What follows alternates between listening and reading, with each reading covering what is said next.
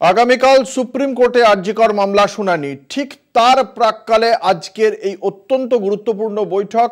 চিকিৎসকদের কর্মবিরতি সংক্রান্ত অচলাবস্থা কাটবে কিনা, চিকিৎসকরা যে একের পর এক দাবি করেছেন, কলকাতার পুলিশ কমিশনার বিনীত গোয়েল সহ স্বাস্থ্য দপ্তরের শীর্ষ আধিকারিকদের পদত্যাগ সংক্রান্ত বিষয়ে, নিরাপত্তার বিষয়, সেই দাবি সংক্রান্ত বিষয়ে রাজ্য প্রশাসন কি অবস্থান নেন, আগামীকাল ঠিক সেই বিষয়গুলোই কিন্তু উঠবে সুপ্রিম কোর্টের মামলায়। ফলে আজকের এই বৈঠক অত্যন্ত তাৎপর্যপূর্ণ। আমরা কথা বলবো, আমাদের সঙ্গে রয়েছেন আমাদের বিশেষ প্রতিনিধি দীপ্তিমান ভট্টাচার্য। দীপ্তিমান, যেটা তোমার কাছে জানতে চাইবো যে আগামীকালের সুপ্রিম কোর্টের মামলা ওঠার আগে আজকের এই বৈঠকে অনেকগুলো সিদ্ধান্ত হতেও পারে।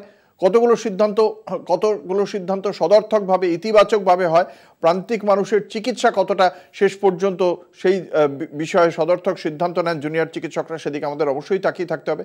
সার্বিকভাবে এই মিটিংয়ের গুরুত্বটা জানাও কলকাতা টিভির দর্শকদের। আজকের যে বৈঠক রয়েছে, এই বৈঠকটা কিন্তু খুবই গুরুত্বপূর্ণ বৈঠক।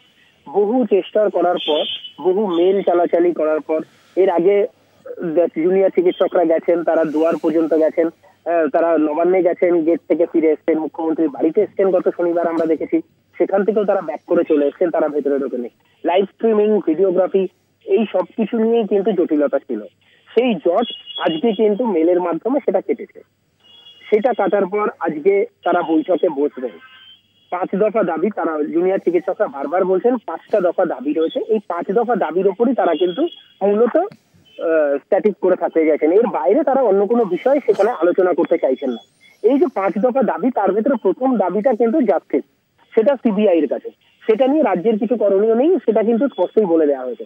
পরের যে 4টে পয়েন্ট রয়েছে, যেখানে বলা হয়েছে যে যারা যারা এর সঙ্গে যুক্ত রয়েছেন, সন্দীপ ঘোষ থেকে আরম্ভ করে যাদের নাম উঠে এসেছে, তাদেরকে ইমিডিয়েট সরাতে হবে বিভিন্ন জায়গা থেকে। দ্বিতীয় হচ্ছে যে স্বাস্থ্য সচিবকে সরাতে হবে এবং স্বাস্থ্য শিক্ষা অধিকর্তা যিনি রয়েছেন তাদেরকেও সরাতে হবে।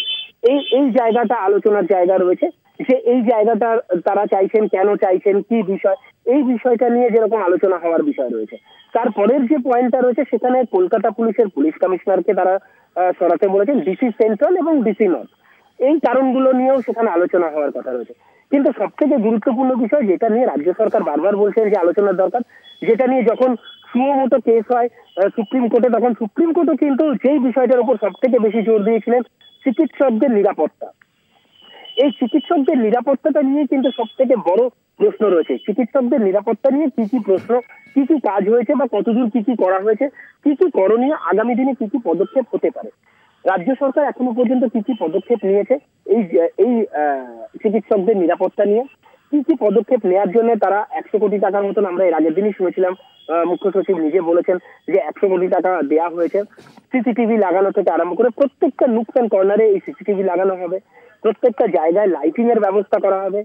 যারা যারা এই নাইট ডিউটি করেন তাদের জন্য আলাদাভাবে রেস্ট রুম করা হবে এবং টয়লেট আলাদাভাবে ছেলেদের এবং মেয়েদের, এই যে টয়লেট করা হবে, তৈরি করা হবে, এই পুরো বিষয়গুলো করা হবে।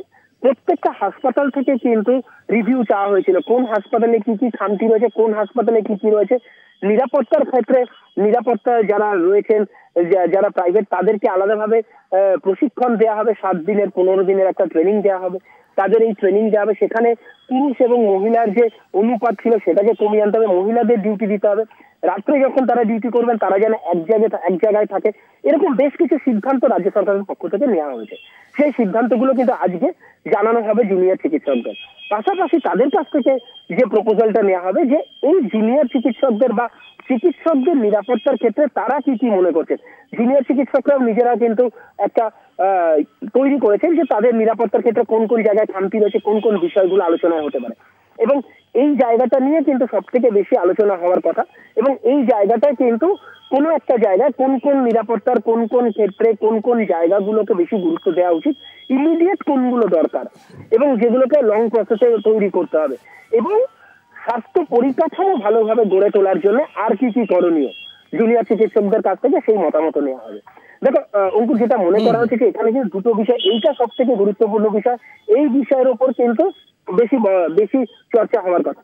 পাশাপাশি যে দুটো বিষয় আমি তোমাদের এর আগে বললাম, যে স্বাস্থ্য সচিব, স্বাস্থ্য শিক্ষা অধিকর্তা, এদেরকে সরিয়ে দেওয়া, এবং তার পাশাপাশি বিনীত গোয়েল এবং ডিসি নর্থ ডিসি সেন্ট্রালকে মানে সেই দিকে কি পদক্ষেপ হয় শেষ পর্যন্ত এই বৈঠকে, সেদিকে অবশ্যই নজর রাখতে হবে। ধন্যবাদ দীপ্তিমান, আমাদের সঙ্গে ছিলেন আমাদের প্রতিনিধি, বিশেষ প্রতিনিধি দীপ্তিমান ভট্টাচার্য।